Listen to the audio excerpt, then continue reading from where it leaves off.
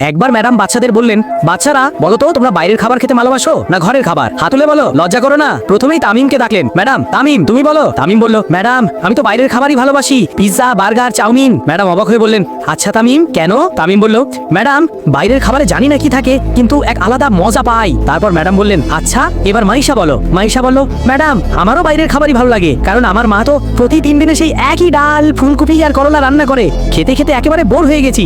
Madam আবার বললেন, আচ্ছা এবার আমাদের ছোট পরি তানিশা বলবে। তানিশা বলল, ম্যাডাম আমার তো পিৎজা সবচেয়ে ভালো লাগে, তাতে আবার অনেক বেশি চিজ দিয়ে। শেষে ম্যাডাম বললেন, এবার সেই বাচ্চা বলো যে বাইরের খাবার নয় ঘরের খাবার পছন্দ করে। ডোরিমন উঠে দাঁড়ালো। ম্যাডাম বলল, ডোরিমন বলো তোমার কেন ঘরের খাবার ভালো লাগে? ডোরিমন যা বললো তা শোনার আগে তোমার বাবা মা তোমাকে হোটেলে খাওয়াতে নিয়ে যাবে যদি 3 সেকেন্ডে ভিডিওতে লাইক আর চ্যানেলকে সাবস্ক্রাইব করো, আর কমেন্ট করে বলো তোমার পছন্দের খাবারের নাম কি। 3, 2, 1.